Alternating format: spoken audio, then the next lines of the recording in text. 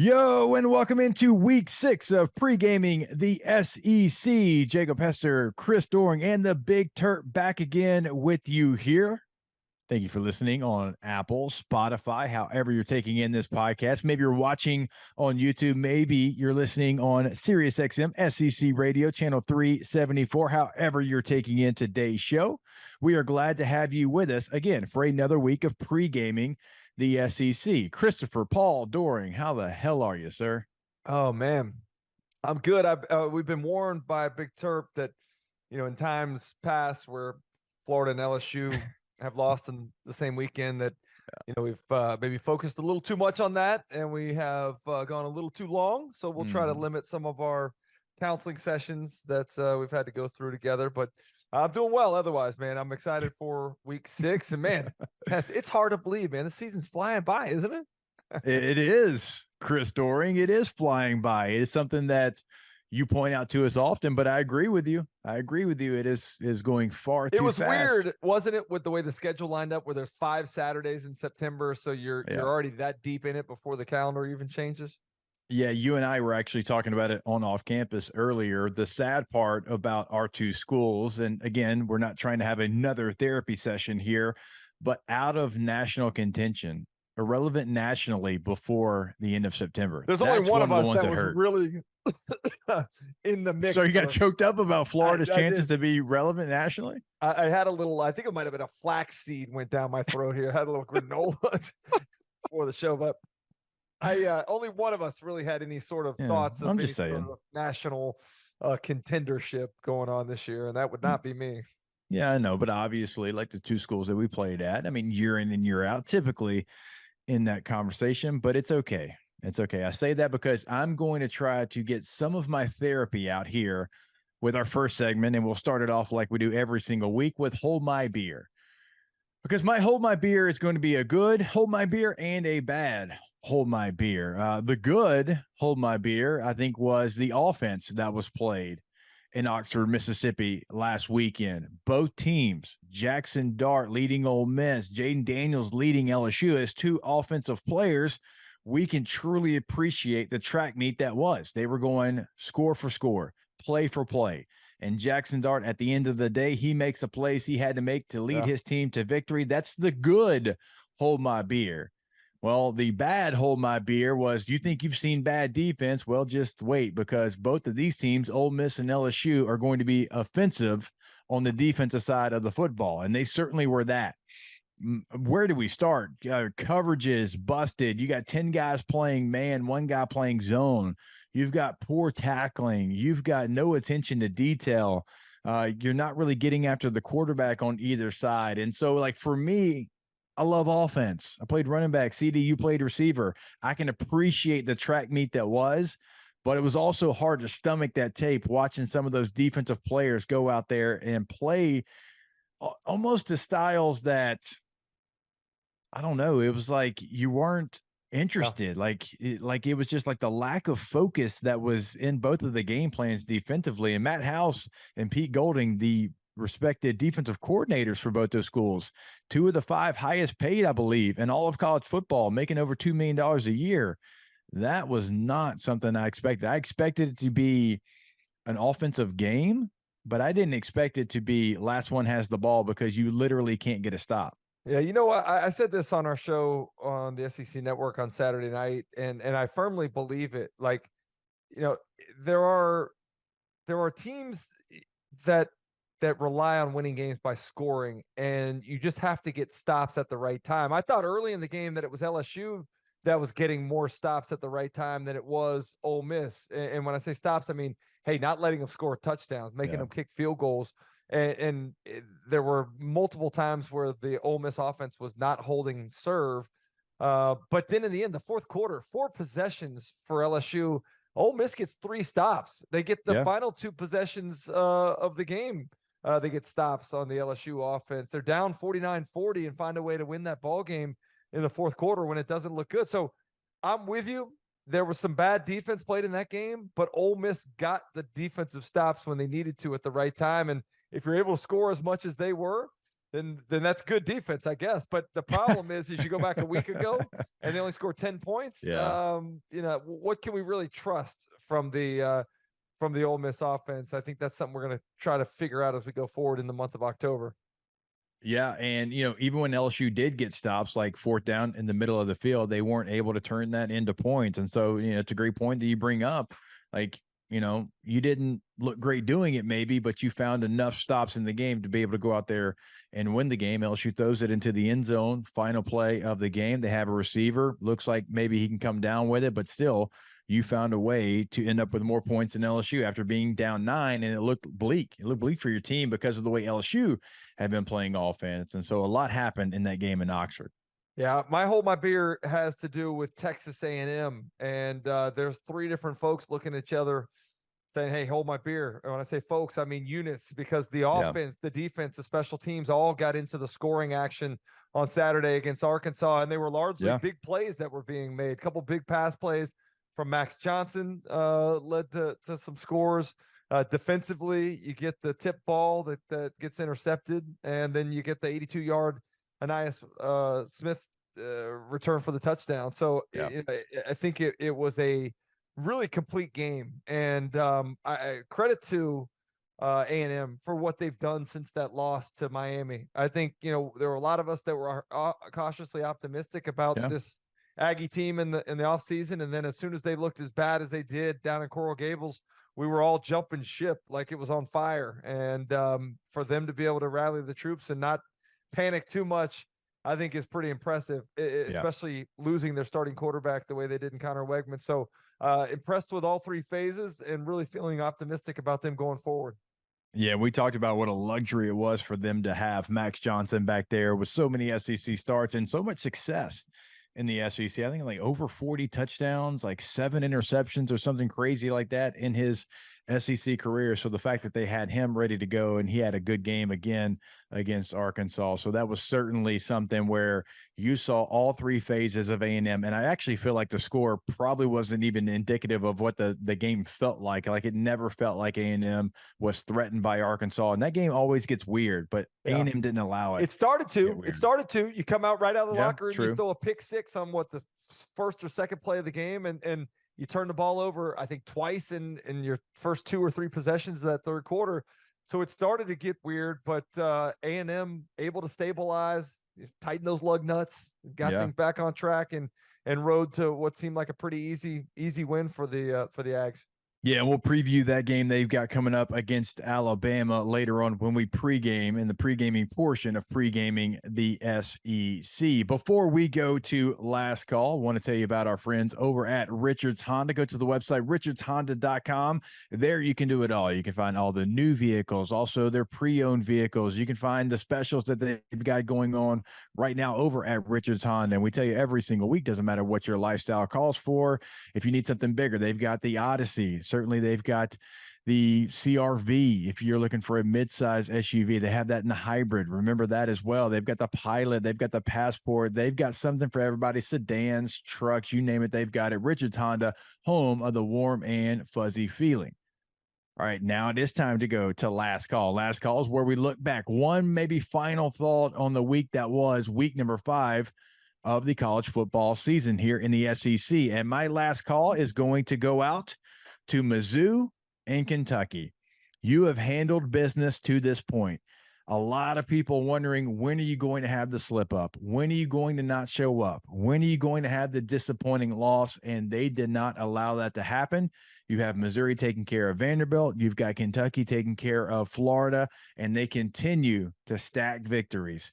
Even in the Memphis game, a lot of people thought, man, here's where Missouri's going to slip up. They got the big win against Kansas State, the 60-plus yard field goal, and they handled business in that game against Memphis, and they continue to do that.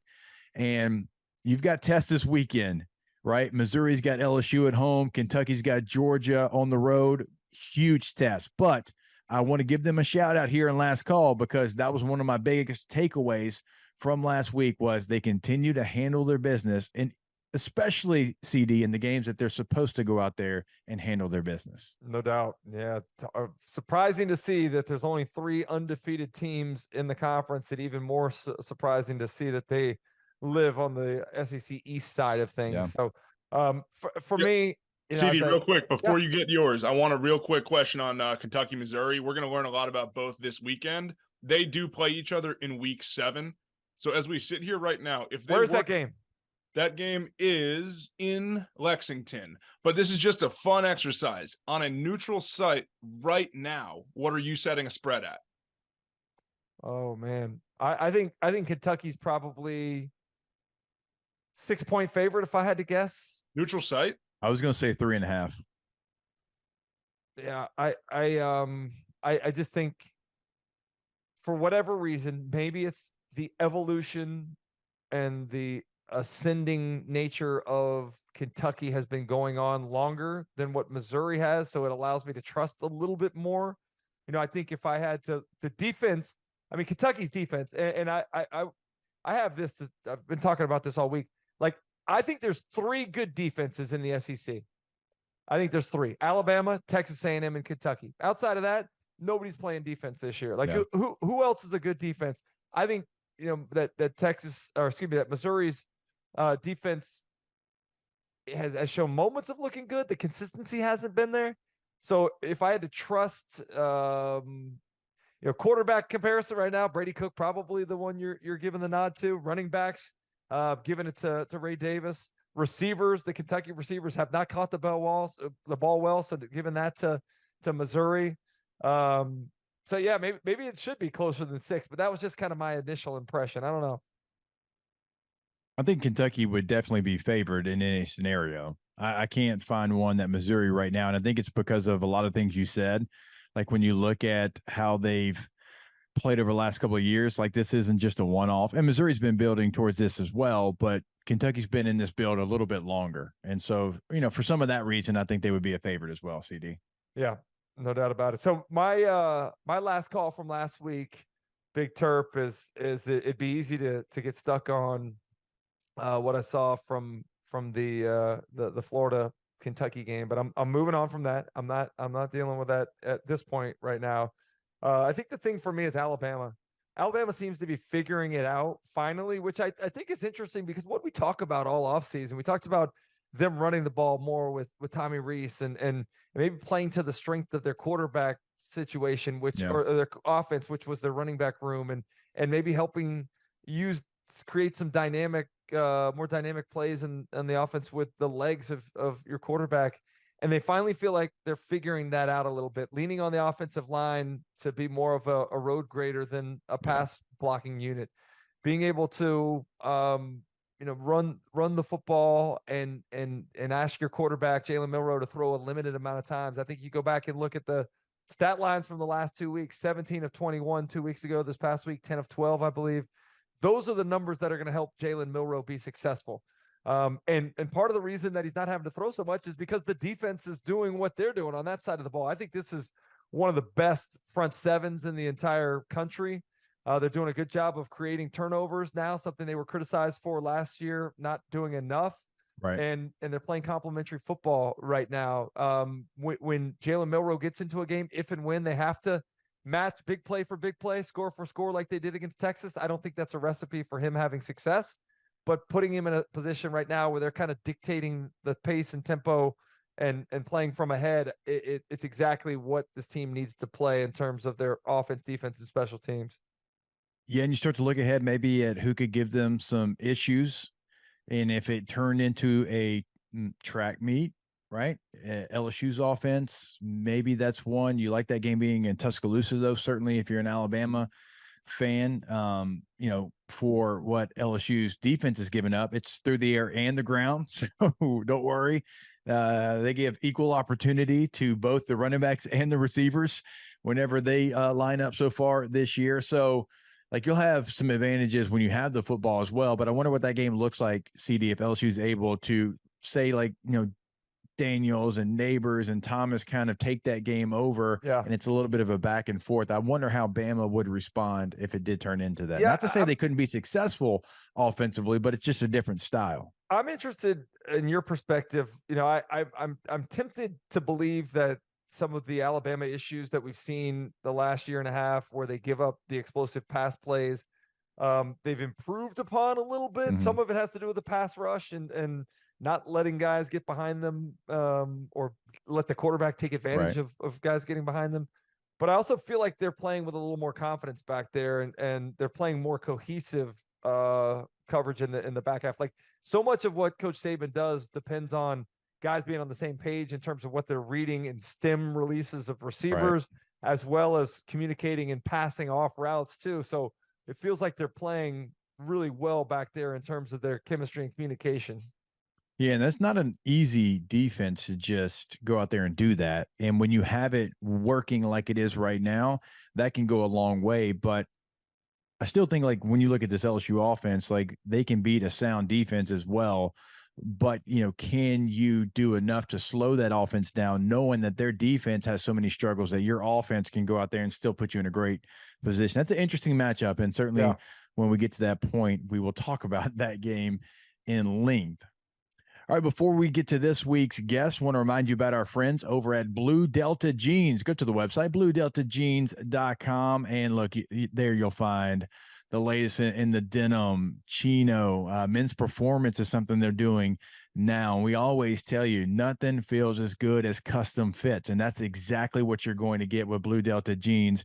You are going to get a custom fit. I've got a pair. Dorian's got a pair. Everybody in the SEC has a pair, because everybody in the SEC knows that they are the absolute best. Go to bluedeltajeans.com. All right, now I want to welcome a very special guest to the show. It's somebody that played 9 years in the NFL with the Colts, Broncos, and the Falcons, was an SEC legend as well, 4th-round pick out of the University of Kentucky, and somebody that I know is going to be paying heavy attention to the Wildcats traveling down to Athens to take on the Georgia Bulldogs, and that is Jacob Tamme. All right, now that we gave all the nice things about Jacob Tamme already there in the bio, we'll go ahead and get out in front of this. We were former teammates with the Denver Broncos, and so I'm going to pull a little bit of a B Rabbit in 8 Mile and say that he's already going to say they beat us in 2007 in our championship season, triple overtime, Kentucky and LSU. So I feel like, Jacob, if I get out in front of that, maybe it takes a little bit of the sting away. Yeah, it's a good call by you. Good move to start off with that. I mean, it was a beautiful thing throughout my entire NFL career. Every LSU guy that I ever had as a teammate, I got to remind them. And you were probably my favorite of all of them, since you were actually involved in that game. And, you guys may have won the national championship, but you couldn't win the Lexington championship that year. And so, that was a great thing to get to hold over you guys. But hey, I think it's great for both of us. All right. We got a great win over you all. You guys had a fantastic team, won the national title. I mean, it's good for both of us. Isn't that the coolest thing about playing in the NFL? Are guys that you played against in college that you thought you may not like, that you end up being best friends. But like Danny Cannell, I hated Danny Cannell when he was at Florida State. Then we play together at the Senior Bowl. He's my quarterback. We're going over to the casinos in Mississippi every single night and end up becoming great friends. Like, who's one of the guys you thought you didn't like when you were playing in the SEC or playing another team out of conference that you end up liking in the NFL? Oh, well, you'll like this. This is a good one. I've told this story a few times to people. The first time that I ever met Peyton, okay? So I get drafted to go play for the Colts. And, of course, I'm a Kentucky boy growing up, small town in Kentucky, dreamt of playing for Kentucky, never even dreamt of the NFL, just dreamt of being a Wildcat. That's kind of me as a kid. And the Tennessee streak was a thing back then. So we had been beaten by Tennessee, like, I don't even remember, 25 times in a row, basically, something like that. That streak, our senior season, that same season we beat you guys, Hester, that's that year. Tennessee played us at home on senior night at our place. They had to win to go to the SEC championship, okay? We got beat 52-50 in 4 overtimes. Right. It was like the most heartbreaking. I lost 3 Super Bowls. I think that was the most heartbreaking defeat of my career, was that night, 52-50 in 4 OTs. Okay. So fast forward to when I get drafted by the Colts, and Peyton invites all the rookies over to his house. Okay. I have never even met the guy yet. He invites all the drafted rookies to his house. I go in his foyer. His wife has home cooked a meal. Ashley has home cooked food for us.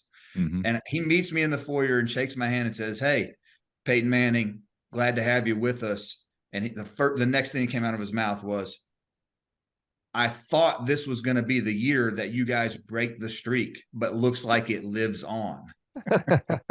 And I'm not kidding. I literally, as I'm still shaking his hand, I looked him right in the face. The first words I ever said to Peyton Manning. And I said, I don't joke around about Kentucky, Tennessee. That's what I told him. So I say all that to say, I excuse myself. Like, I got to go to the back. I texted my wife. I'm like, I think we're getting cut. Don't get too comfortable in the hotel room. Okay. But I say all that to say, I never thought I could be buddies with a Tennessee Volunteer. And then, 7 years of playing together later, 2 different teams. He's one of my best friends ever from the game. And what an unbelievable thing. I didn't think it was possible. Hey, so that's probably the worst thing you said to him. What's the worst in-game thing he ever said to you, getting on you? Because I've heard, you hear all the stories about him out there. What's the worst thing he's had to get on you about in a game? You know what? I wish I had a great one for you. No? There was a great, our rookie year, there was myself and a guy named Tom Santee, a great guy. Both were rookie tight ends for the Colts. And this story got confused a little bit. Adam Vinatieri likes to retell it on occasion, and he says it's me. It actually wasn't me. It was actually Tom Santee, but nevertheless. So I'll tell you a good one that it might have been me. It might have been Tom Santee. I'm not sure, but I think it was Tom. We're playing at Baltimore. Okay. Baltimore's unbelievable defense that year. Yeah.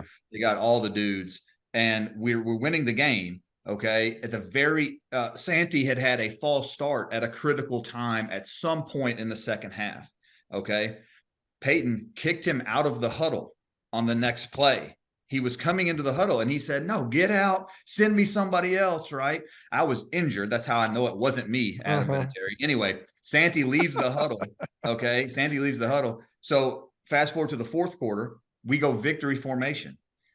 Tom goes back out on the field for victory because he's in that personnel group with multiple tight ends.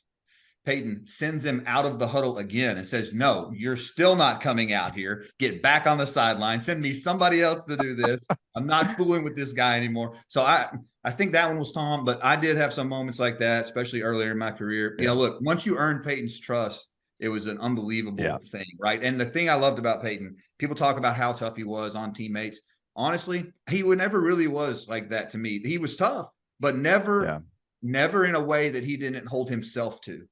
He pushed everyone at a level and never anything different than when he pushed himself. And I always respected the heck out of that. Well, one, that's tough, right? For sure. If you're not trusted in victory formation, Hester, that's pretty bad. Like you can't there's not much to that. Like, but to Tammy's point, like he's exactly right. Like he was not a hard teammate if you did the right things. Like if he trusted you and he appreciated your work ethic, like he was not going to be that guy to you because he worked harder than anybody. And like he held himself to that standard. He held you to that standard and wanted you to meet that standard. Now he would rib on you a little bit. Like certainly like if you were in a game, I caught a third down when we were all in Denver together against the Chiefs and we were winning the game by a couple scores. And I got the first down and I come back to the huddle and Peyton's like, hey, nice job, Hester. One athletic move and you would have scored a touchdown. And it was just like a subtle jab, like very on to the next play. Like he was the king of doing that, but man, he always was ready to go. Like those I always tell people, Tammy, those 2-man route combination deals we did like right after lunch in Denver, and we spent like 45 minutes on just 2-man route combinations, and like you and I would be in there together, me and Stokely, me and Decker. Like he wanted everybody to know exactly what to do because he didn't want to be on the field and be caught off guard or not be able to get to what he wanted to. That's the next thing that comes to mind when you ask about like a moment when he was tough. I remember a specific time in Denver when it was like 3/4 of the way through the season, and all of a sudden we go out to practice and we're doing 2-man route combinations. And I played in the slot some, I played, in line tight end. I even played out wide some, whatever. Like, I moved around a lot, but there were usually certain things that only the X and the Z would do. Some, like, we all moved around and did a lot of stuff. Yeah. But there was one day I went out there and he gave us some obscure 2-man combo that a tight end never does. Yeah. And I remember kind of freezing up for a second, like, hold on, what? And then the ball was snapped, and he's yelling at me like, "Oh yeah, come on!" I'm like, "No, we haven't done this in 6 months, and I don't do this route ever." But that was the standard, right? To always be ready for any of that. Well, I mean, that's obviously why you ended up going from Indianapolis to Denver as well, right? I mean, Trust, was he already at Denver and brought you over there after that? Yeah, no. So I mean, yeah, I went with him, which was, I tell people he went with me. Yeah. Yeah, but exactly. It doesn't really. Yeah. People don't seem to believe it, but Yeah. I was actually on a free agent visit to the Seattle Seahawks when I got the call. I was in Pete Carroll's office, literal office, when my phone buzzed.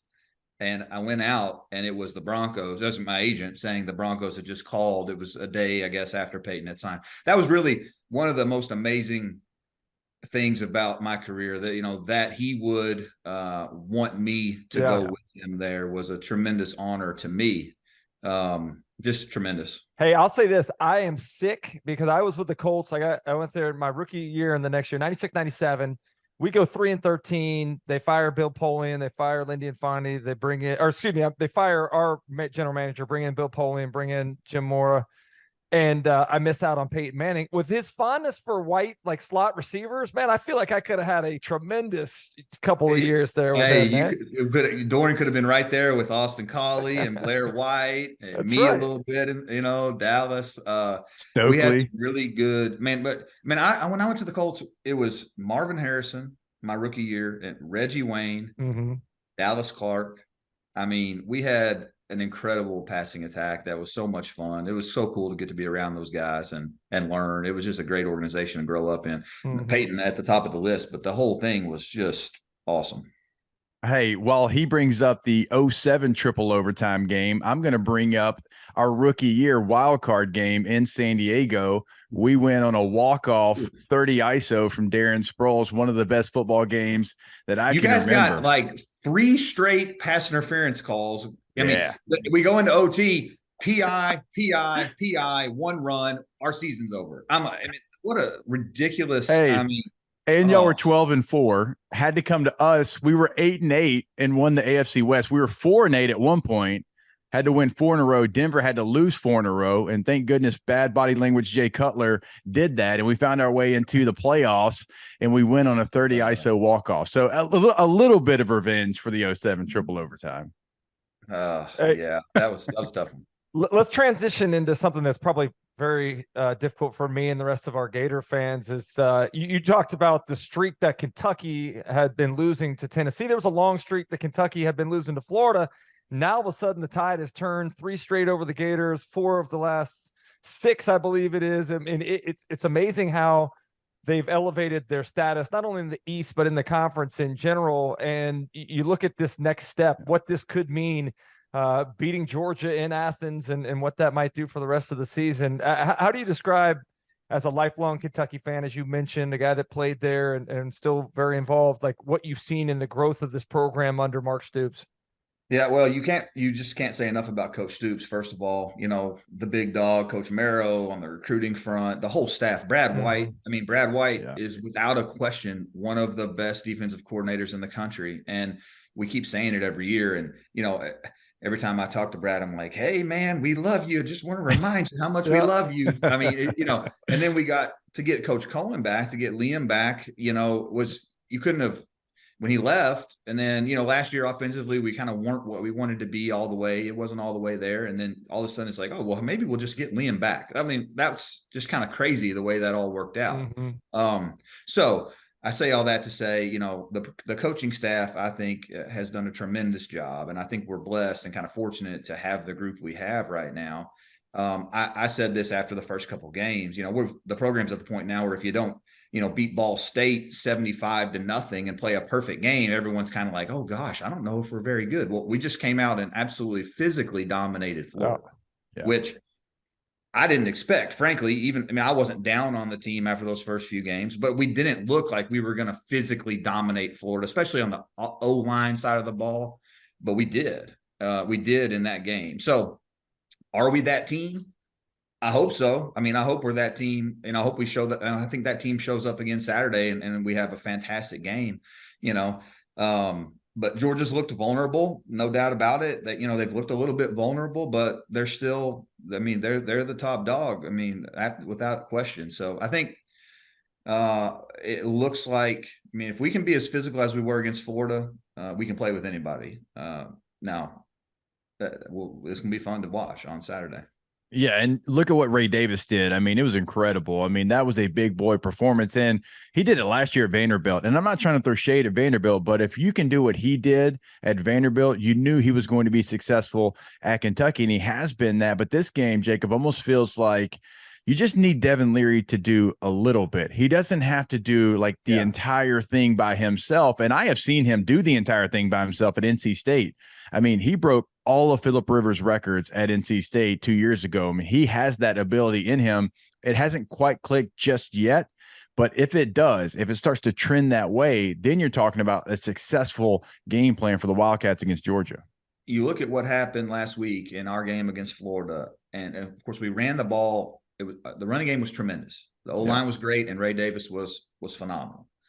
But we really did not pass the ball well at all. All right, Leary was off on a few, and we had some drops. I mean, we dropped a touchdown, actually, and we dropped a couple key third downs. So, like, and that's a big, there's a good and bad in that, right? The good is, hey, I don't think we've seen the best of Devin Leary because, to your point, we saw Leary at NC State excel at a pretty daggone high level, and so far it's been sort of so-so right now this year. I think we haven't seen his best yet. So that's really a positive. The negative way to look at it is, gosh, our passing game's not clicking, right? It's just not fully there right now. So I do think, though, we've got the guys both at quarterback and at receiver where it can improve continuously as the season goes. And if it does, look out. Like, we could be pretty tough. The receiver drops are what's the most head scratching to me. I mean, these are really talented individual receivers that we've seen do it for, many games the last year or so. Also, I think, I still worry a little about the interior pressure. I think some of those throws that he's had to make have been off because of guys that are, getting some penetration right in his face. But defensively, you mentioned Brad White earlier. I mean, this group, I watched that game against my alma mater and said, man, Kentucky has better players at every single position, like faster, more physical, more aggressive. And it's not something that I would ever have imagined I would have said in comparing rosters between Florida and Kentucky, but they've done a good job of bringing in better talent. The transfer portals helped them on both sides, but I really believe the development, the coaching and the development, they do more with less there than any other team in the SEC, I believe. And what have you seen from this year's defense and the history of Kentucky defenses there under Coach Stoops? Well, you mentioned two things. One, Coach Stoops has been using this slogan for, I don't know, maybe 5 years. That recruit and develop. And man, it's not just a slogan, like they've really done it. And secondly, regarding the defense, I think I tweeted this after one of those early games, maybe the second or third game of the year. And I said, we had beat somebody, I think Ball State 35-3. And people were talking about some of our starting O-line needed to transfer, and our receive, like there was just a little bit of negativity about some of the way the game played out, which, I mean, I get it. Sometimes that's okay. The expectation level has risen quite a bit. But I said, what people weren't talking about was our defense. Like, our defense legitimately, I think. So we had that really good, I think it was 2018 defense with Josh Allen and a bunch of other good dudes too. I think Mike Edwards on that team. There's a bunch of good players. I think this defense as a whole, to your point, Chris, I think all 11 of them, and then with the guys rotating in, there's probably 13 or 14. I think you take that unit, I think it could be the best defense Stoops has ever had here, and Brad White and those guys. I mean, I think it's a legitimately top 10 nationally defense from top to bottom across the board. So I think our defense is going to be able to keep us in a bunch of games. Now, Brock Bowers coming up this weekend, show the tight end some love. I mean, the dude is unbelievable. So, if we'll really find out a lot. Like, if we can really play a great defensive game this weekend, it'd be big. I'm not sure how I would cover him. I'm not sure defensively what I would try to do. I don't know what coverage. I don't know if I'd play man, if I'd play zone, I played with Antonio Gates in San Diego, and the Chiefs used to have basically two people on him like he was a gunner on punt, and that's how they would attack him. And I've seen some great tight ends, have some special coverages for them. I don't know that any coverage right now can slow down Brock Bowers.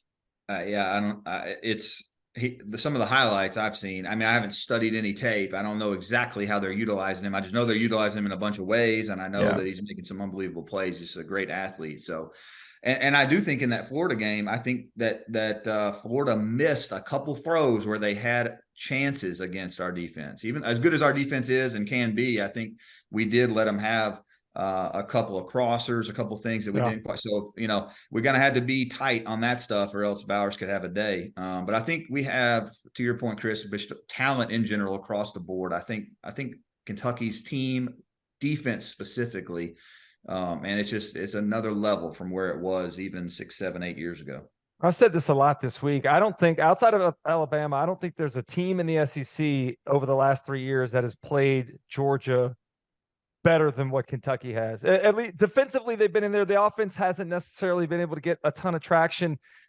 Do you think the offense will be more aggressive this year? Do you think that they'll try to, it felt like they've almost tried to hang in there with their defense and just be able to make a play late. But do you think, especially with Georgia, how slow they've been starting, that they come out and be a little more aggressive offensively? I think it'll be interesting to see, because if I remember correctly, 2 years ago when Liam was the offensive coordinator, we went down there to Georgia and we pretty much came out swinging. Like the opening drive, I think we ran a reverse, a double pass, not that we have to get gimmicky, I don't think, but I don't think Liam's afraid to do whatever the heck he thinks will work. And I think, Mark trusts him to go do it. So I think I'm hopeful that we'll come out swinging. But if we can get movement up front like we did against, and Florida's defensive line was good. Like it's not like Florida's run defense hadn't been good. Like, so hopefully we can move the ball on the ground. I mean, Ray Davis, I'm telling you, this dude's like a mix of Wan'Dale Robinson, Lynn Bowden, Benny Snell, and like the Hulk. I mean, the dude is like a real beast. Yeah. So, and we can get him going, hopefully it'll open up some more of the shot type stuff. What would this win mean for Kentucky's program? Because it's not like y'all haven't beaten teams before. I mean, look, we were number 1 in the country when y'all beat us. I mean, y'all have done this in the past. I mean, Mark Stoops. Not with something on the line like this, though. Well, I know, but Mark Stoops has beaten a top 10 Florida team. He's beaten a really good Penn State team in a bowl game. But like you're saying, we have had on the line, like this feels like it would do something even different. We've had some very good teams that have been on the cusp of competing for the East, but I don't feel like we've ever really got there yet. Right. Like we've had a couple I think we were undefeated going to Georgia, maybe I don't know, but we've been right there, like in the conversation. Right. And I think what a win on Saturday would do for the program, I mean, it would be the first time in decades where Kentucky's legitimately in the driver's seat to go win the East. I mean, that's a step that hasn't been taken yet. It's been Alabama, it's been Georgia, it's been Alabama, it's been Georgia, it's been Georgia, Alabama, and a win would put Kentucky in the driver's seat for the first time, I think, in forever. So it'd be monumental for sure. I think the three of us have all played for teams, whether it's in college or the NFL, where you just you knew you were going to win. Just you have that much confidence. I'm wondering whether or not you feel like Kentucky, the players, the coaches, the fan base, do you think that they believe that they're going to go win, or do you think that they hope that they're going to win at this point? It's a great question. So, all right, I'll take you back. Let's go back to like 2007 for a minute. We had one of the things as a kid growing up here, just bleeding blue, all that stuff. We were trying to get people to believe. Like I had been a fan through the tough times. I had seen the empty stadiums. I had seen the cat call, like, and then all of a sudden, end of 2006 throughout 2007, we proved we could play with anybody in the country, including the eventual national champions, right? And so the fan base really started to believe then, 15 years ago, right?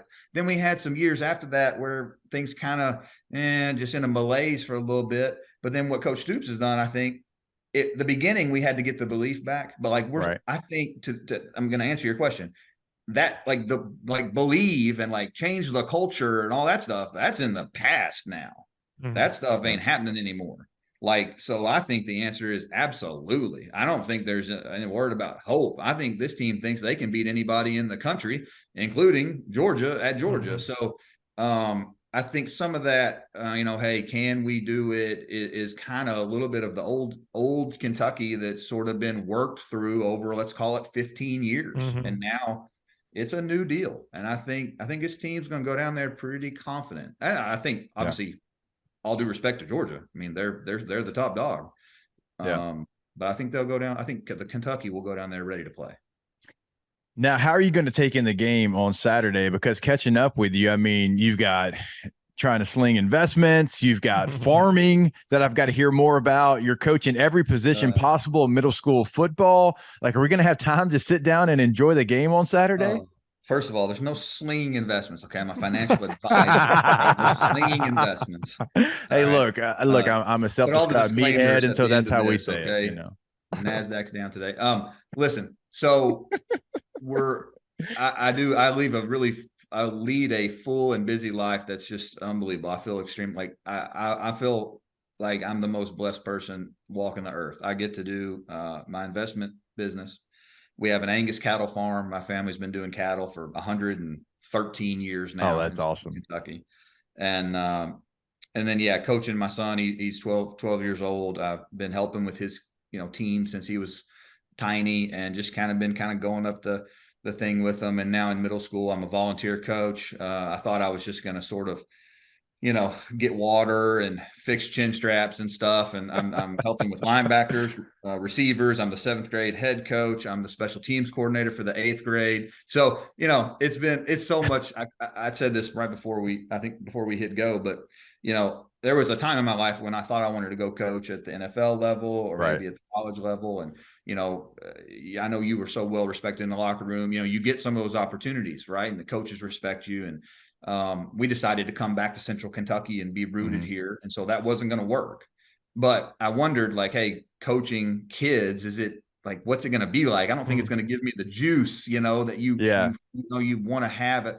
Let me tell you, I can't even imagine. Like, I'm already, I'm all kind of geared up right now. We play tonight in 5 hours. Okay. We got a game in 5 hours. I'm trying to focus in so I can get some work done for the next couple of hours, because, it's so much fun. I can't explain it. That's what I know. We get fired up.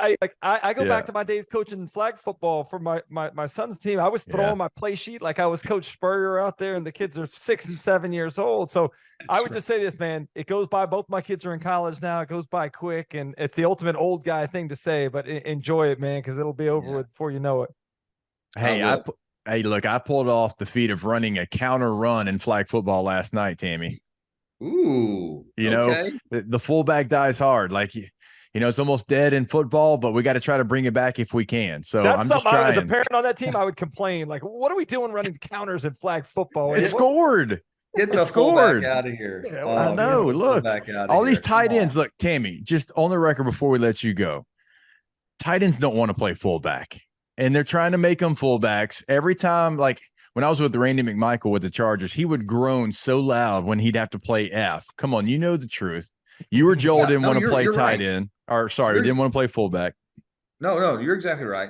No tight end wants to play fullback. And the other piece to that is no team needs a fullback. Just get a couple tight ends. Spread them out. Let's go. We're extinct, guys. We are extinct. It's not like it's happening. Like my last year, I remember having a conversation with my agent. And he's like, hey, I'm looking at it. There's 17 fullbacks right now. I was like, oh, that are free agents? He goes, no, that are in the league. I was like, that are still alive. Yeah, I was like, oh, that's probably not a good sign. All right, final thought, Tammy, before we let you go. How does it play out on Saturday? Oh, man. I don't know. I don't know. I think it'll be a really good game, man. I really do. I think I haven't seen enough of Georgia to know anything specific. I've just seen scores as the days go, and seen some highlights. I've certainly seen enough of Kentucky. Some people I trust, they think Kentucky can play with anybody in the country. If the offensive line plays the way they did last week, and we get Leary able, just a little bit more efficient. I think it'll be a heck of a deal on Saturday night. I think it ought to be a great game. All right, Jake, man, we really appreciate you joining us, man. It's been really fun to catch up. I would say tonight, don't be nervous and to run fullback dive first play of the game. Hey, as a special teams coordinator, I tell the head coach every time, let's fake this. Let's fake that. Maybe he'll say yes tonight. Maybe we'll actually get it tonight. Finally. Absolutely. Love it. Appreciate your time. Appreciate it, man. Thank you, guys. All right, we want to thank Jacob Tamme for joining the show, a teammate of mine with the Denver Broncos. As we mentioned, their ultimate teammate, great dude, big Kentucky fan still. Yeah. So, again, I know he'll be very excited to watch his Wildcats try to take down the Bulldogs, CD. No doubt. It's been fun watching how many more Wildcats there are in the NFL. Like, every year you see Coach Stoops at the draft with one of his players being selected in the first round. I think it's a testament to what those guys do in terms of development of players and what they do in terms of utilization in their respective schemes. They're one of the best in the conference when it comes to overall coaching staffs, in my opinion. No, I agree with you. And, Mark Stoops is one of our absolute favorites here on Pregaming the SEC. And Kentucky just continues to have Sunday players, and what maybe gives them an opportunity against the number one team in the country. All right, now is the portion of Pregaming the SEC. Well, we're going to pregame, and we do that, and we welcome in the Big Terp, a sleeveless Big Terp, a Suns Out, Guns Out Big Terp, but he does have the Maryland Terrapins jersey on.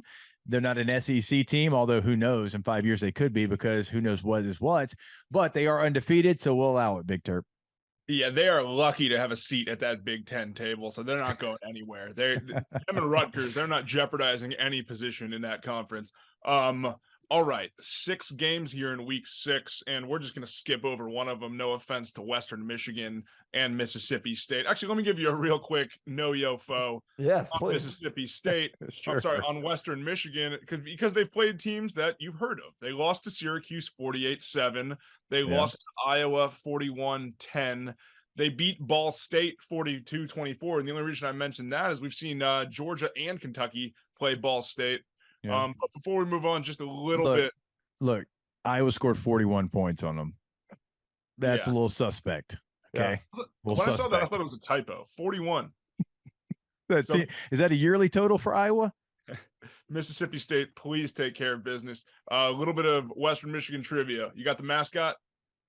Yeah. Broncos. There you go. And they put a few NFL wide receivers out in the last few years. Sky Moore, current Chief. Dwayne Eskridge, current Seahawk. And then who's got the first round pick from 2017? Davis.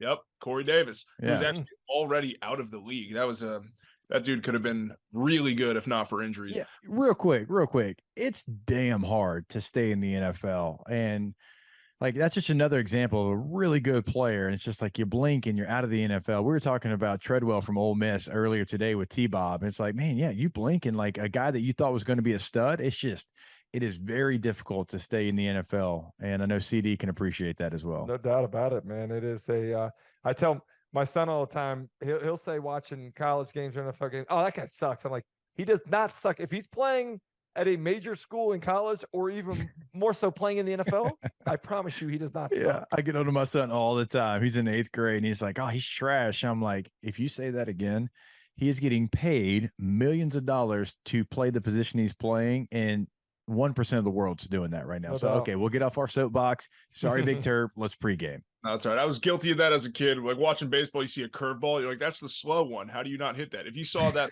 you would shit your pants. In contrast to that fastball as well. Yeah. Those are CD and I have we learned our lesson about talking trash about fastballs. Yeah, I could easily square up 95. All right. Hey, real quick. We're pre-gaming here. What is it? I saw you having a little bit of a sip of your beverage. What are you pre-gaming with? Corona. Oh, okay. Wow. Switch it up this week. Okay. All right. I don't ever have the same beer in my fridge. It's kind of just what's cheapest at the store. I thought you had I was thinking you had a little cocktail there. It looked like you were drinking a little brown liquor. Perhaps that was apple juice? Yes. Yeah. No, I'm big into the juice game. I loved apple juice too, in all seriousness. I swear to God, I get apple juice on flights. I don't know why. They come around, they're like, what do you want? I'm like, I'll take an apple juice on the rocks, please. Well, that's because you're sitting back in coach. In first class, you're drinking free liquor. So, you know. Wow. Wow.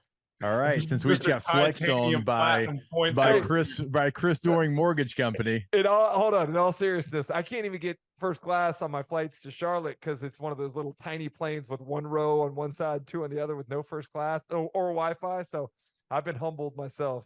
They give you 2 bags of pretzels, though. All right. Real quick, before we're not going to dive too deep here, I just want a reaction to Florida being favored by 18.5 over Vandy. What's the immediate gut reaction? Because that's a lot of points for this. Florida. It is. Let me take this one. They've got to have revenge on their mind. They lost this game a year ago.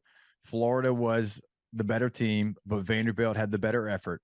You have to avenge that loss. And Hold on. That's not the question. The question is, what are your thoughts about them being favorite 18.5? My reaction would be, let me run to the betting window and take Vanderbilt. Florida should not be favored over 18.5 over anyone right now. Okay, but if the Tennessee version of Florida shows up, they'll What win was by that? 21. The one that plays 30 minutes of football? That one? Yes, but if they show up in this one, they could cover that. Now, I don't think they're going to cover that, but they could. You're being too politically correct. He wanted to know what your reaction is to the 18.5 point spread that Florida's favored by. Okay, Florida's not 18.5 points better than anybody in the SEC. There you go. Okay. All right. That's there you go. All 14 of the ranked teams in the SEC, as Kirby would have us believe. Yes, he would. So I think Florida wins this game again. They lost this one last year. You know, that's been sitting bad with them because we've all popped off the jokes that Vanderbilt was able to take them down. So I think they win the game, and you know, they continue on their goal to try to get to a bowl game, CD. Yeah, no, I think there's a couple teams right now after this past weekend that are looking at bowl eligibility starting to fade. And I think Florida could be one of those teams. I think South Carolina could be one of those teams as well. Tough road ahead for both of those teams right now. But I think this is a game they should win. Unfortunately, I think they've burned some goodwill that has been created since that loss out there in Utah. The not only the loss, but the style of losing, I think, really hurt Florida. The disorganized nature of their play, much like what they look like in Utah. The total lack of physicality, the real lack of any sort of sense of urgency defensively. Like, it was embarrassing. And I talked a lot about Texas A&M's effort on defense after that week 2 game against Miami. Yeah. Florida makes that effort look amazingly clean, because this was one where from play number 1, they got blown off the line of scrimmage time and time again. Yeah. Execute their assignments, were completely undisciplined in their technique, were awful tackling. Like, other than that, it was a great performance by Florida's defense. Other than that, oh yeah, it's a lot of that. Yeah, and I know you meant to say it just like that. You and I were going over the tape, and I know we got to go to the next game. Bad run fits, the effort, and the whole thing was questionable. So yeah, they got to get all that cleaned up, even against Vanderbilt. All right, let's hit Arkansas Ole Miss. The thing that we said last week about Arkansas before A&M is that they're staring down the barrel of 0-2 in the SEC, 2-3 overall. Now that's their reality, and they get Ole Miss on the road, Alabama on the road. So they're in the middle of a 3-game slide with their 2 toughest games coming up here. Ole Miss is an 11.5 point favorite. Can Arkansas salvage a little bit? Because it's past moral victories. It's win or lose. Oh, their backs firmly. Yeah, firmly against that wall. Offensively. So how's this one going to go down? Well, I think KJ Jefferson can come in and have a great performance like he had against LSU against this defense, because Ole Miss and LSU's defense look pretty similar, and LSU's is worse, but Ole Miss has given up a lot of points to dynamic quarterbacks, and so we'll see if that continues. It's the only way that Arkansas can win this game or even stay in this game. KJ Jefferson has to have one of those type of performances, because just on the surface, and I know Arkansas dominated this game a year ago, like complete domination, but Ole Miss is going to get a lot of juice off that victory, right? Remember, Ole Miss had a lead against LSU like 17-3 last year, and they blew that lead. Well, they were able to find a way to win this game after blowing a lead to LSU. I think they have confidence from that game. I actually think they cover, and I think they cover in a big way. You think Arkansas covers in a big way? No. Or are you saying Ole Miss covers? Okay. Ole Miss has got that confidence off that victory against LSU that they almost had a year ago, but didn't have. And Arkansas, man, again, that score was not indicative of what that game was in Dallas last week. Yeah. So I disagree with you a little bit, because I think as we go back and talk about what you mentioned earlier, the defense is still a concern for me for Ole Miss. I'm not ready to go all in on what I saw in terms of their improvement on the offensive line either. 11 or 11.5 points, that's a lot of points to be laying in an SEC game, especially coming off a big win like they did. They expended a lot of energy, the emotion, the celebration, talking about it all week. I think this is one that Ole Miss wins, but I think it's a close game, and I think they stay within that number. Cool. All right, let's go noon on ESPN. I love Missouri. I'm psyched they're 5-0. I want them, no offense, to 6-0 and keep this thing going. What do you love about them? What do you love about Missouri? Tell me, Big Turk. I love that they have a number next to their name. That's what I'm saying. I love, like, we've been talking about Drink for years. We were all surprised at the fact that he has not gone over 500 yet. Yeah. They just need 2 more wins to reach that mark. But at that point, if you tell a Missouri fan you'll be 7-5 at the end of the year, they might be a little bit disappointed. So I'm happy to see them coming up like that. They host LSU as a 5.5 point dog. Can they get the outright win? They can. With LSU's defense, y'all don't understand, I think, how poor LSU's defense is right now. Like, when you look at score rate, like, if you take away the Mississippi State game and maybe the Grambling game, and you look at the score rate for LSU's defense, they're giving up a touchdown over half the time. So almost every drive is a coin flip of you getting in the end zone. Score rate's in the 60%. Right, if we're adding field goals into this, 60, I believe it's 68% of the time right now, teams are scoring points somehow. And that's 68% of the drives, not in a quarter, not in the second half. So basically, you're scoring a touchdown with a coin flip against LSU's defense right now, half the time, over half the time, if you take away the Mississippi State one, in which you went out there and you played well because Mississippi State had no clue who they were, what their identity was. That's how bad it is. Like, you're giving up record numbers as far as scoring points. So, yeah, Missouri can win it outright. Do I think LSU has advantages still in this game? I do. When you look at Jaden Daniels and the receivers and Logan Diggs and that offensive line, they're special, like elite, I think. I mean, they're one of the best offenses in the country. They're top 5 in total offense. They're 4th, I believe. The problem is they're 117 in total defense. They're horrid. So, but do you think that can change? Like, I don't know that they can change what they are in the secondary, but they got too many good players in the front 7 to be as poor as their defense is, to have as little impact on the Ole Miss offense as they did. 0 sacks in that ball game, very few tackles for loss. Like, didn't do what we've expected, those guys to do. That front that includes Mason Smith and Mekhi Wingo and having Harold Perkins and what he did last year in terms of rushing the quarterback. Like, certainly you can find a way to kind of create some pass rush and penetration when you have that type of group, right? I mean, you would think so, but they went the first 2 games. They didn't have a sack this year, right? It was the 3rd game of the year before they got their first sack. And look, you bring in Pete Jenkins, who's 82 years old. I think this is like his 5th or 6th time to be on the LSU staff in different stints, to be an analyst, because the defensive line play, it sits there. Now, like, Jimmy Lindsey was your defensive line coach, and very, very unfortunate health scare at the beginning of the season, and he's not with the team. And so, like, it's a position that maybe you're trying to get more out of, and they're working on the technique portion of it. But, like, on tape, it hasn't looked like it looked on paper. And I know Mekhi Wingo works like hell, so I know it's not an effort issue with a guy like that, but it's just not hitting right now.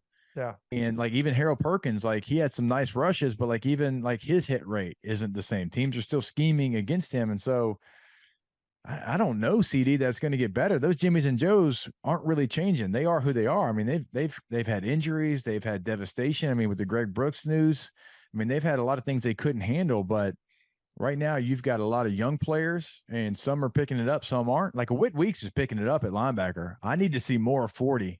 If I'm an LSU fan and 40's not heavily involved in the game plan, I'd be disappointed. Mm-hmm. No, I'm with you. And going back to your question, Big Turp, like, I definitely see a path for Missouri winning this football game. And I think when you're Brady Cook hasn't thrown an interception since Moby Dick was a minnow. No doubt. And we've talked an awful lot about some of our favorite receiver groups coming into the season. We didn't talk about Missouri. Luther Burden we talked about. We didn't talk about Theo Weiss and what he's become. We didn't talk about Marquise Johnson and what he's been able to add. Like, this group is starting to really assert themselves, and they have some great chemistry with their quarterback, Brady Cook. I think that they, you talk about a perfect opportunity to take advantage of the Achilles heel of LSU's team. That it might be bombs away in that secondary.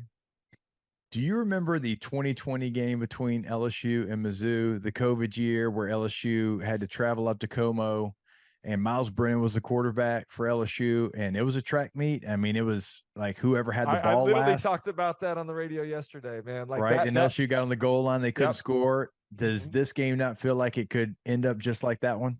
It does. It feels like it could be a track meet, and I think a lot of it comes down to Kirby Moore, and he's done a nice job in that K-State win of some creative play design and aggressive play calling. I think they have to be aggressive from the get-go, and because it does feel like a similar type situation where they may have to hold serve and match LSU score for score. Well, so I've heard multiple people across multiple shows, and the way you guys are talking about it seems like you might agree, say 64.5 seems too low. Obviously, Vegas is not just throwing out lines that are too low, but do you think 64.5 is too low? Yeah, I'd go over. Yeah, I think so too. I think it 42-35 feels like okay. I can see it. I just checked 77. So you lost. Oh, okay. Now you were doing some addition for us. I think one other thing I want to mention before we move on from this game. I love what excitement does for a fan base. They showed up at 11 a.m. or whatever it was for the Kansas State game. Yeah, they're going to show up again. Like when you win, you continue to gain momentum, and people get on board, and everyone starts to believe a little bit more. This is a huge game for that next step of belief. But I think for now, you're going to have a nice home field advantage. Yeah, it used to be if you build it, they will come. Now, if you win, they will come. No doubt. All right, let's hit that Georgia-Kentucky, 7 p.m. on ESPN. Bulldogs still favored by 15 as we sit here. One, what's the path to a Kentucky upset that puts them on that SEC East title trajectory? And two, what do you think about that 15? They tried to do it last week, right? Georgia tried to do what you need to do in order to let a team upset you. That's turn the football over, which they did 3 times, turned it over and gave Auburn great field position where they were able to score 14 points off of those turnovers. Give up big plays, which they did. That Peyton Thorne run, one of the first that comes to mind, and commit untimely penalties, which they did. Pass interference call gives Auburn an opportunity to score when you know they're not going to really be able to complete many passes. So I think that's the kind of the basis for the upset. But they got to be able to throw and catch the ball with more consistency. This group is too good at quarterback, at wide receiver to not have more success, more consistent success throwing the football. And I think that's really the thing that I want to see is, can they go out there and hit some explosive plays that you need to make in order to upset explosive plays through the air that you need to make to upset a number 1 team on the road. Yeah. What's Georgia going to watch the tape from last week and say, we got to stop Ray Davis? That's going to be the number 1 thing. Hey, this guy cannot beat us because he had so much success against Florida. Well, what does that mean? It means Devin Leary, a guy that's done it before. Again, he's broken all of Phillip Rivers' records at NC State, right? I mean, he was a dude in the ACC. Now, it hasn't quite hit yet in the SEC. Some of the things that you see with him, he hasn't been accurate as he was at NC State, but his receivers aren't helping him out either. You and I, CD, talked about that earlier today. This is a talented group. A very talented group in Lexington. They've got to start making plays for their quarterback because Georgia is going to say, hey, you know what? If you beat us, you're going to beat us because Devin Leary went out there and completed difficult passes to his receivers. Like, I would be shocked if that's not the game plan. Stop Ray Davis at all costs, and we'll see if Devin Leary can go out there and beat us. They have the talent. They've got the quarterback and the trio of receivers to do it, but we got to see it because I don't do you think there's a game this year where they've hit on all cylinders in between quarterback and receiver? No, I can't think of one. I can't even. Yeah, I can think moments of it. And dude, I watched some of these throws that Devin Leary makes, that wide field out routes that he just lasers in there, man. It looks so pretty coming out of his hand. And honestly, if we're talking about some errant throws, he's had some bad looking throws, but if you go back and look at the tape, a lot of it is when he has guys right in his face, having to throw over a free rusher or getting his arm where he can't finish the throw. The offensive line, it plays paramount here. And Georgia, heading into last week's game, was last in the conference in sacks. They did pick up a few against Auburn, but it's not like they've dominated the lines of scrimmage and one-on-one pass rush like they have the last couple of years. So I do think that the Big Blue Wall needs to do their part to own the line of scrimmage like they did against Florida, at least hold their own and not necessarily have that be a negative. Yeah, I agree. I think it'd be a big part of it. All right, one more. We got the game of the week, at least as far as I'm concerned, the Alabama-Texas A&M game. And this would be really, really cool if A&M can finally do it and break through and be on that fast track to win the SEC West. Alabama's a 1.5-point favorite right now. That's down, by the way. It's down from like 3.5 or 4 early in the week. Yeah. Yeah. So I think there's value there. I think people started to see the value, and the value may be eliminated a little bit now. But I think people are living off the idea of what Alabama has been in the past and what Texas A&M has been in the past, and not necessarily in the present, Big Terp. So at this point, which side are you on of that 1.5? I'm on the Texas A&M side. I'm taking the Aggies to win outright. I mean, this is a game that I think they've been waiting for this opportunity. They did it 2 years ago in College Station, but they didn't have what's on the line the way that this year has what's on the line. This feels like a de facto SEC West championship game, Hess. And I think that, as I mentioned earlier, Texas A&M is the most complete team in the West. And it just comes down to them being able to go out and prove it the way they have the last couple of weeks. I think as you look at individual matchups, the front seven for Texas A&M has been tremendous. 7 sacks the last 2 weeks in ball games against Arkansas and Auburn. I think they should be able to eat against Alabama's offensive line when Alabama does have to throw. I think they have receivers that can make plays in the secondary, and we'll really see whether or not Alabama's been able to shore up that secondary to not give up the big explosive pass plays. And I think that I think they have the ability to really be able to win both lines of scrimmage. I did say that Alabama's defensive line is amongst the best, but I've been pretty impressed with what I've seen from A&M's offensive line this year so far. I don't know about your thoughts there. Yeah, I have been, but even if they struggle in this one, I've seen Max Johnson up close and personal. I think he's really good in the pocket. I actually think it's one of his biggest strengths. And when he was at LSU and I had a chance to see him play multiple games, I always felt like that's where he could kind of make up for some of his arm ability. Now, he doesn't have a bad arm, but he doesn't have the strongest arm. But I felt like in the pocket, he could always kind of create an angle to get the best angle to make the throw. And he's already done some of that there in College Station. I mean, again, like we've talked about it, but a luxury to have that guy be your backup with so many SEC starts, so much success in the SEC, not team success at LSU, but I thought he had individual success. I mean, he's gone to Tuscaloosa before as a starting quarterback at LSU and almost, threw a pass in the end zone to beat Alabama on a bad LSU team. And so that wasn't too big for him. So this game being at home is not going to be, the stage isn't going to be too big for Max Johnson. He's going to be able to handle that. So I don't worry about that with him. A couple of playmakers like Aniyah Smith's going to be huge in this one. Can he make that play? Can he make the game-changing play like we've seen him make so many times? Because I do think there's advantages up front for A&M, and that feels weird to say against any team playing Alabama, but I do feel like they have the advantage. I think that's a real strength of Texas A&M, right? I think that defensively, right? I mean, look, you don't send 2 guys to media day from the defensive line if you don't feel good about the unit. I mean, they've got a really stout, deep unit, even with some young players rolling in there. So it's going to be the story of the game. It's going to be the story, can they get that penetration on Jalen Milroe? Can they force him out of the pocket? And if they do force him out of the pocket, can they stay in their lanes enough to not allow him to go 65 yards down the field because they didn't have lane integrity? I don't think you want to force him out of the pocket, to be honest with you. No, I'm saying because you get so much pressure on him that he has no choice but to leave the pocket. What I see, I thought they did a great job against Arkansas and KJ Jefferson last week. KJ is such an aware quarterback in the pocket where he's able to slide and buy time and throw the football. He didn't have that ability because of the pass rush. The way they squeezed from the outside and up the middle, he had nowhere to go. I thought it was a great job of how you build a box around a quarterback and really keep leverage in that lane integrity that you talked about.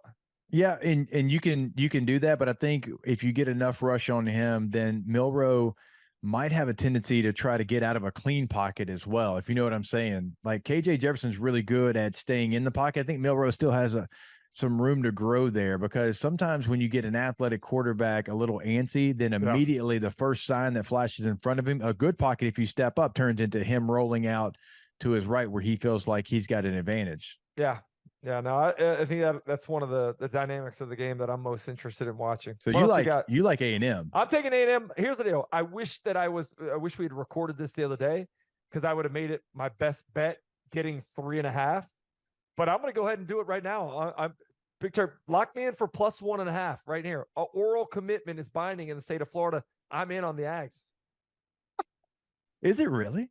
Yeah, binding, 100%. Oh, man. No, it's not. I was about to say. I made that up, but it sounds good. That feels like something someone who has a mortgage company would love. Yeah, I'll take the house. Oh, will you take the house? Okay. We're going to take you for that one. So I'm not ready to make a call on this game. I'm not ready just yet. I like some of the individual matchups that Texas A&M has. I will say that, just like with Kentucky, Georgia, I'm not ready to make a call on that one. I'm leaning Kentucky in that one. And then in the LSU Mizzou, the ones that we've pre-gamed, I got no idea. I'm just going to play the over under in that one. Are you going with the best bet over in the Missouri I think so. LSU Right game? now, I think I'm going to go best bet over. I mean, it looks like, sure, it has to. Okay. Almost with what I saw. Do you got any bylaws for the state of Louisiana? We got a lot of French laws in Louisiana. That's why our bar. I bet they so got hard to weirder pass. laws there. Like the fact that for up until like a couple of weeks ago, you could go and drive through a liquor store and get a to-go daiquiri. Like that seems to be a problem. But they put a piece of tape over it, so it's all good. You know, okay, good. Put a piece of tape over the straw hole. So surely you're going to have integrity. You're not going to just punch through that. Exactly. This is meant for home. Do not enjoy in the car. Exactly. All right. Before we get out of here today, Big Terp, best bets. Yeah. Take it to the bank, or take your ATM card out and take it to the ATM. We were hot. More money out. We came in hot before. We were close. Hey, last week was not far away though. Yeah. No, not far away. But the recipe of you guys were hot, and then you combined forces and had the first same 3 bets in pre-gaming history had me thinking we were going to sweep the board, and then you start off hot with a win on A&M -6 in the early slate. Yeah. And then it went downhill. UGA -14 was UGA never had a chance. That felt like No. a loser the entire game. If you were holding a UGA -6.5, like -400 ticket, you were lucky to get out of there. All the way. Yes. Oh, by the way, hold on now. I think it could have covered. You come out of the locker room and you throw a pick on like the second play of the first possession of the second half, like, and you gave them a short field and they score right there. Like, they weren't going to necessarily drive the length of the field on you. So like Georgia certainly didn't do their part, but I may have spoken a little out of turn saying it felt like a loser the whole time. It did feel like it was far-fetched, but if they could have just found a way to do what they did against South Carolina and assert themselves out of the locker room at halftime, maybe we get a chance to cover. Well, and then the other one was South Carolina +12. And that was just one of those where everybody all week was saying, this is too many points. This is too many points. Felt like a trap. Yeah. See by 21, and that was not necessarily close to covering. No.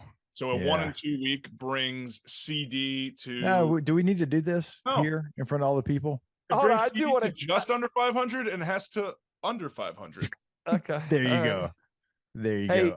I feel good about this, but I'm seeing this board clear. Real quick though, I was going to ask you, like, it seemed too good to be true, right? We bought the bait. We took the hook on the South Carolina bait there.